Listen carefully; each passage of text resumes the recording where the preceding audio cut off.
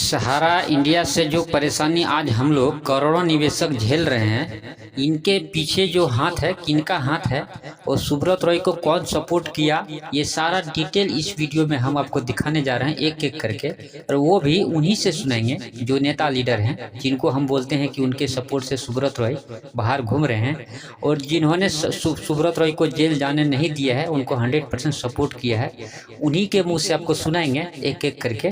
पहले आपको आम आदमी पार्टी से सुनाते हैं। आम आदमी पार्टी के कोई लीडर है, नेता है, उनसे आपको सुनाते हैं कि जो 2012-13 में सुब्रत रॉय को जेल जाने से जो रोका था, जिन्होंने सब कैंसिल करवाया था, कौन था वो नेता, किसने इनको सपोर्ट किया था, वो पहले आम आदमी पार्टी के नेता है, उनसे सुनाते हैं। वो हम लोग को डिटेल में बताएंगे। उसके बाद और भी बीजेपी का नेता है, और भी बहुत सारे नेता पार्टी के नेता है, यहाँ पे एक एक करके सुनेंगे। कुछ वकील भी है, कुछ जानकार भी हैं, सहारा के रिलेटेड जानकार भी हैं, कुछ निवेशक भी हैं, एक एक करके सारे का बात आपको सुनाएंगे। तो वीडियो को अंत तक आप देखिए, तो एक एक करके सारा डिटेल आपको समझ में आ जाएगा। आम आदमी से पहले सुन लीजिए कि पैसा हम लोग को जो रोका गया, जो आज तक जो उलझे हुए हैं, किनके वजह से उलझे हुए हैं, कौन इनको सपोर्ट किया, और सुब्रत रॉय बाहर कैसे घूम रहे हैं, जेल अभी तक क्यों नहीं गए हैं, और उनका गलती था या नहीं था, ये भी आपको दिखाते हैं। कौन इनको मतलब मदद कर रहा है, सुब्रत रॉय को मदद कौन कर रहा है, सुनिए पहले आम आदमी पार्टी से। बिल्कुल बिल्कुल है। देखिए, ऐसा है कि जब तक ये सुप्रीम कोर्ट में मामला नहीं आया था, उसके पहले जो तीन करोड़ निवेशकों का पैसा जो इन्होंने दबा के रखा हुआ था, उसमें पूरी मिली भगत थी। इनको लगता था कि बिल्कुल ये निकल जाएंगे इन सब चंगुल से और इनको सपा सरकार की जो सपोर्ट मिल जाएगी। लेकिन मैं धन्यवाद करना चाहता हूं कि सुप्रीम कोर्ट ने एक न्याययुक्त कदम रखा है, न्याय के हित में कदम रखा है, और इनको जो है आज जो इनकी अरेस्ट हुई है, वो इसमें एक बड़ा कदम माना जा सकता है। अगर इनके ऊपर पॉलिटिकल पैट्रोनेज है, अगर पॉलिटिकल पैट्रोनेज नहीं होती तो इनको ये पैसे लौटाने पड़ जाते पहले ही, क्योंकि ये इस बुलावे में थे कि इनकी सपा सरकार जो है इनकी मदद करेगी और इन सब चीजों से निकाल ले जाएगी। इसकी वजह से जो है ये अभी तक, मैं आपको बता दूं कि सेबी के ऊपर जब यहां सुप्रीम कोर्ट में आई, सेबी के ऊपर इतना ज्यादा दबाव डाला गया कि आप जो है ये जो आपने रिफंड की बात करी है, इसको वापस लें। ये जब मामला कोर्ट में आया, उसके बाद से जो है नकेल कसनी शुरू हुई। अगर उसके पहले की आप घटनाओं को गौर करें, जब ये मामला सेबी में चल रहा था और सैट में चल रहा था, वहां पे पूरी तरीके से पॉलिटिकल पैट्रोनेज इनको प्रोवाइड करवाई जा रही थी। ये तो मिली भगत है। देखिए, वो चाहे रिलायंस का मामला हो, चाहे सहारा का मामला हो, एक नेक्सस है जिसको कि हम एक्सपोज करने की कोशिश कर रहे हैं कि पॉलिटिकल पार्टीज और इंडस्ट्रियलिस्ट के बीच में एक नेक्सस बनता है, जिससे खामियाजा निवेशकों को भुगतना पड़ता है, आम जनता को भुगतना पड़ता है। आज 25,000 करोड़ रुपया जो बकाया है, वो किसको भुगतना पड़ रहा है, किसको फेस करना पड़ रहा है? देखिए, मेरे हिसाब से तो ये बंदा, आम आदमी पार्टी का जो ये बंदा है, ये सही बोला है, मेरे हिसाब से सही बोला है। चाहे कुछ भी हो समस्या, चाहे वहाँ पे कुछ भी हो, लेकिन परेशानी हम लोग को झेलना पड़ रहा है, ये 100% सही है। और आगे आपको सुनाते हैं। जनता को पहले तो मैं आपको बता दूं कि मैं सहारा ग्रुप का वकील नहीं हूं। मैंने एक स्टेज में इन्वेस्टर्स के लिए अपियर किया था, जो इन्वेस्टर्स का कहना था कि साहब हमारा पैसा जो हमको ऑलरेडी मिल चुका है, इसलिए ये प्रोसीडिंग किसके बिहाफ पे चल रही है मेरे को नहीं मालूम।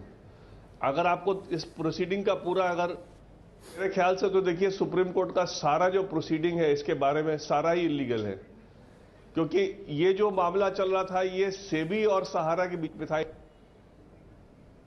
इन्वेस्टर्स कभी सामने भी नहीं,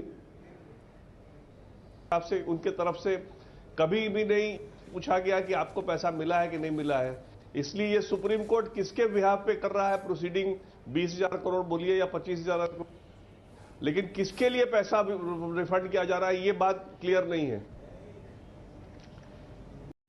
ये बात भी इन्होंने सही बोला है कि शुरुआती जो हम लोग इन्वेस्टर थे, इनसे कोई लेना देना नहीं था, सेबी और सहारा का मामला था। और आगे आपको सुनाते हैं कि जो गाली गलौज देते हैं नेता लीडर को, वो सही है, जायज़ है या नाजायज़ है, ये चीज़ सुनते हैं। नेता लीडर का हाथ है या नहीं है, ये भी आपको सुनाते हैं। नेताओं को कटघरे में खड़ा करना मुझे लगता है कहीं वाजिब नहीं है, क्योंकि राजनीतिक नेतृत्व का इसमें कोई भूमिका नहीं है।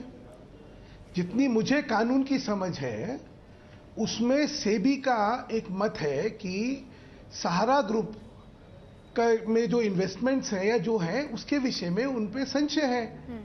उन्होंने अपने ऑर्डर्स पास करे, वो मैटर सुप्रीम कोर्ट में सब जुडिस है और वहां पे चर्चा हो रही है। जहां तक सुब्रत राय जी के खिलाफ ये वारंट का सवाल है, ये इसलिए जारी करा गया क्योंकि 1 तारीख को कोर्ट ने ये ऑर्डर करा था कि 3 प्रमुख व्यक्ति सहारा ग्रुप के कोर्ट के सामने, सुप्रीम कोर्ट के सामने आएंगे। उसमें 2 जने पहुंचे, ये नहीं गए क्योंकि इनकी माताश्री की तबीयत खराब थी। मेरा सिर्फ एक चीज कहना है कि जो जना आरोप लगाए ना, वो प्रमाणों के साथ लगाए। इनकी तो एक आदत हो गई है कि किसी भी व्यक्ति के बारे में थूक दो, आरोप लगा दो और उसके बाद उसके क्या प्रमाण है क्या नहीं है वो कोई उससे मतलब नहीं है। जिसको कहते हैं शूट एंड स्कूट, ठीक है, या थूको और गरियाओ, ऐसा नहीं चलता है।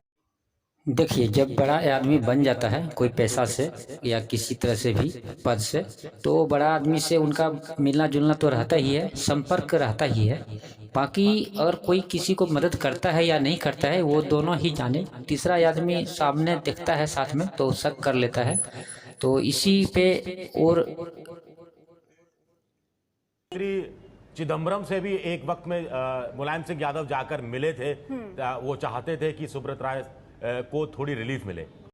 जब एक बिजनेसमैन को कोई गलत बोलता है तो जो दूसरे बिजनेसमैन रहते हैं उनको भी गलत लगता है, एक के वजह से और को भी मन में दुख होता है। तो इसी बात पे कुछ और बिजनेसमैन हैं जो यहाँ पे आके बोल रहे हैं, उनको कितना दुख होता है, किस तरह से बोल रहे हैं, आप सुनिए उनसे कितना तकलीफ होता है किसी को बोलने से। सबसे पहले ये जो आम आदमी पार्टी कहीं पर भी कोई भी आरोप लगा देती है, जैसे सुधांशु जी ने बड़े सही तरीके से कहा, शूट एंड स्कूट, ठूको और भागो, आप कहां से इन लोगों को सीरियसली लेते? सबसे बात थोड़ी टेक्निकल बात में बता दूं इस डिबेट के बारे में। मैं खुद एक इंडस्ट्रियलिस्ट हूं, खुद एक बिजनेसमैन हूं, तो एक दो टेक्निकल बात में बता दूं। ये मामला 2001 से 2006 और 2006-2008 का मामला है। 2006 में जो इनका पहले ये इनका स्टैंड है कि ये सेबी के नीचे नहीं आता। सेबी का स्टैंड है कि ये जो उन्होंने पैसे जो उन्होंने जमा किए ये सेबी के नीचे आता है, सेबी के रेगुलेशंस के नीचे आता है। इनका स्टैंड है ये आरओसी के नीचे आता है। ये इसमें बेसिक इंटरप्रिटेशन में डिफरेंसेस है।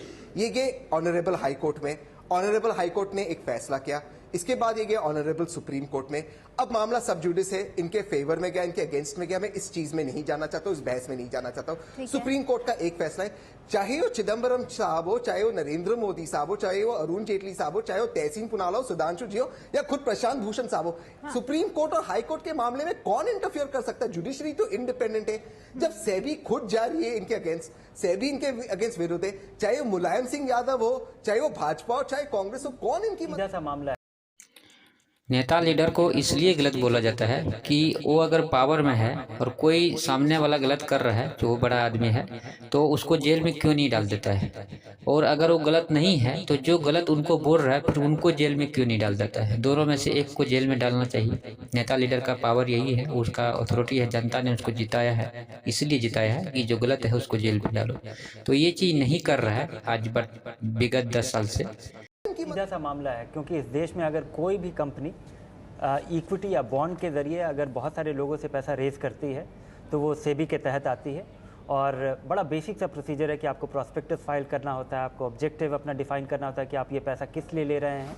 अगर ये जो OFCD जो ऑप्शनली फुली कन्वर्टेबल डिबेंचर था इसका टर्म, तो सहारा का ये मानना रहा है और ये क्लेम रहा है कि उसने ROC रजिस्ट्रार ऑफ कंपनीज़ में ये सारे डिटेल्स दिए और रजिस्ट्रार ऑफ कंपनीज ने इसको एक्नॉलेज किया, तो इसके आधार पे वो सेबी के पर्व्यू में नहीं आती है।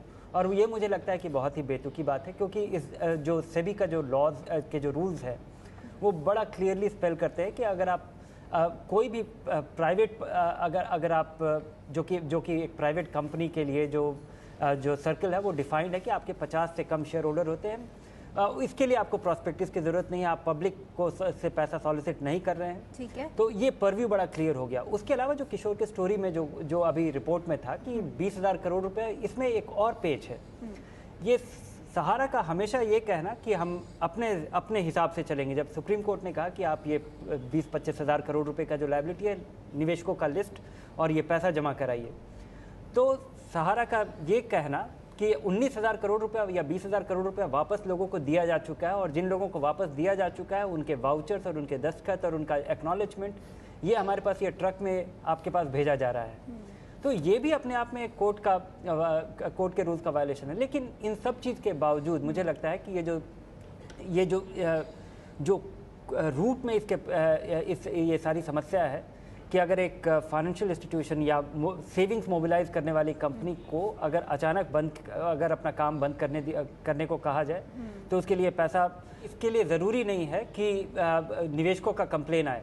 सेबी की ये जिम्मेवारी है, सेबी की ये जिम्मेवारी है, और ये हमारे यहाँ भी जो सेबी लॉ है, जो सेबी एक्ट है, उसके तहत सेबी को एम्पावर किया गया है कि निवेशकों के इंटरेस्ट को गार्ड करना ये उसकी जिम्मेवारी है। और आप अगर बिजनेस कंडक्ट करते हैं और लोगों से पैसा मोबिलाइज करते हैं तो या तो आप और जो भी उसके जो रास्ते हैं, जैसे चिट फंड जो कि एक स्टेट जुरिस्डिक्शन है, या फिर देश भर में बॉन्ड इशू करके लोगों से, इन्वेस्टर से पैसा मोबिलाइज करना, वो बिल्कुल सेबी सहारा मामला अभी भी 90% निवेशकों को पता नहीं है सेबी क्या है नहीं है, क्योंकि ज़्यादातर सहारा में पैसा गरीब निवेशकों का है।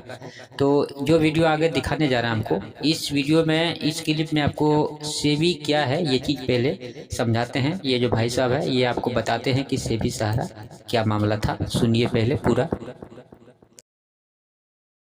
सेबी और जो सहारा में जो झगड़ा चल रहा था वो ये चल रहा था कि सेबी कंट्रोल करेगा कि नहीं करेगा।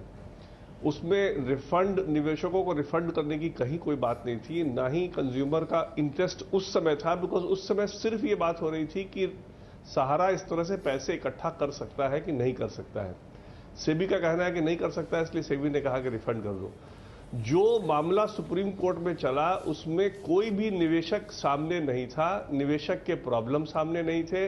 निवेशक बॉम्बे से सेबी से जाके पैसा ले पाएगा कि नहीं ले पाएगा, वो समर्थक है ले जाने के लिए कि नहीं। हमारा कहना था कि जो छोटे छोटे इन्वेस्टर हैं जिन्होंने 1,000-2,000 रुपए जमा किए हैं और आज उनका 5,000 या 7,000 हो गया है, वो बॉम्बे जाकर के अपना आइडेंटिटी प्रूव करेगा और उसके बाद वो पैसे वापस ले पाएगा। आफ्टर ऑल उनको सुना गया क्या, उनकी बात कोई सुनी गई, उनका पक्ष किसी ने रखा कि नहीं रखा। सुप्रीम कोर्ट ने जो आदेश किया है कि ये पैसा सारा सेबी को दिया जाए, ये मुद्दा सुप्रीम कोर्ट के सामने बहस के दौरान बिल्कुल भी नहीं आया था। ये मुद्दा बिल्कुल एक कोई जब जजमेंट आता है तो जजमेंट जो आता है, जो मुद्दा सामने होता है उसके सामने जजमेंट आता है। ये मुद्दा कहीं सामने नहीं था। अगर ये मुद्दा सामने होता तो इस तरह हम गरीबों को इसी तरह उलझा के आज से 5 साल 10 साल पहले भी इसी तरह से उलझाया था सहारा सेबी को लेकर, और आज ये रिफंड पोर्टल को लेकर भी उलझा के रखा है, जिसमें अमित शाह जी ने लॉन्च किया है इसको सुब्रत रॉय के साथ में मिलकर। क्योंकि इसमें सुब्रत रॉय के साथ मिलकर इसलिए लॉन्च कहा जाता है क्योंकि जो पैसा देने की बात कही है, इसमें जो सिस्टम जो है इसका है, जैसे बहुत सारे जो सिस्टम है इसको पैसा देने का, वो थोड़ा डिफ़िकल्ट है। डिफ़िकल्ट इसलिए कहा जाता है कि हम लोग पैसा जमा किए थे ऑफिस से, सहारा ऑफिस से, और पैसा जो लेने का जो पारी है यहाँ से ले रहे हैं हम लोग पोर्टल से। तो बहुत लोगों के साथ समस्या अभी हो रही है, क्योंकि जिसका नेमनी नहीं है मर चुका है, किसी का जो निवेशक है वो मर चुके हैं, उनका नेमनी ही सिर्फ बचा है।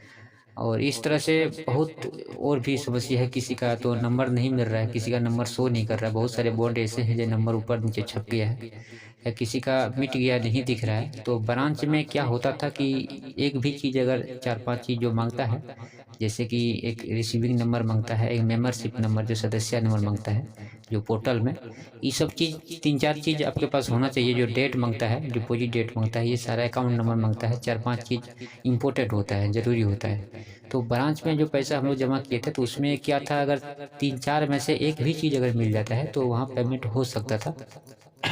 और दूसरा जो समस्या है, अगर ब्रांच में आपके पास कागज पत्र नहीं भी है, खो भी गया है, तो उसका भी समाधान था। वहाँ पे ऑप्शन था, ऑप्शन ये था कि एजेंट का कोड डालने के बाद वो एजेंट कितना पैसा जमा किया है, वो एजेंट, उनका एजेंट से के थ्रू कितना पैसा जमा हुआ है, वो चीज़ वहाँ शो कर देता था ब्रांच में। और यहाँ पे ये सब नहीं हो पा रहा है, यहाँ पे नहीं हो पा रहा है। इसलिए लगभग हमको लगता है, मैं भी एक सहारा एजेंट हूँ और निवेशक भी हूँ, पूरी तरह से मेरे को जानकारी है। जहाँ तक 2012-13 से मैं कंटिन्यू काम कर रहा हूँ सहारा इंडिया में, 2020 तक मैं कंटिन्यू था। तो मेरे को जहाँ तक जानकारी है कि सहारा ब्रांच में दिक्कत नहीं हो रहा था और यहाँ पे दिक्कत हो रहा था। लेकिन सहारा ब्रांच में पैसा ना लेकर जब सुब्रत रॉय ठीक ठाक है, सब कुछ मौजूद है और उनका ब्रांच भी सारा मौजूद है, ठीक ठाक है, तो अमित शाह जी को पोर्टल नहीं, ये ब्रांच के थ्रू ही पैसा दिलवाना चाहिए कि इसका थोड़ा सिस्टम थोड़ा चेंज कर देना चाहिए। पैसा देने का जो प्रक्रिया था ऑनलाइन ही रहने देता, सारा चीज़ ये जो ऑनलाइन पैसा मिलने का था अकाउंट में जो आधार कार्ड से मिलता है, बस यही रहता। लेकिन जो पैसा अप्लाई करने का जो सिस्टम था, अप्लाई करने का, जैसे कि हम लोग जैसे किसी सेवर कैफे में जगह अप्लाई करते हैं, वो ब्रांच से अगर होता तो सही रहता।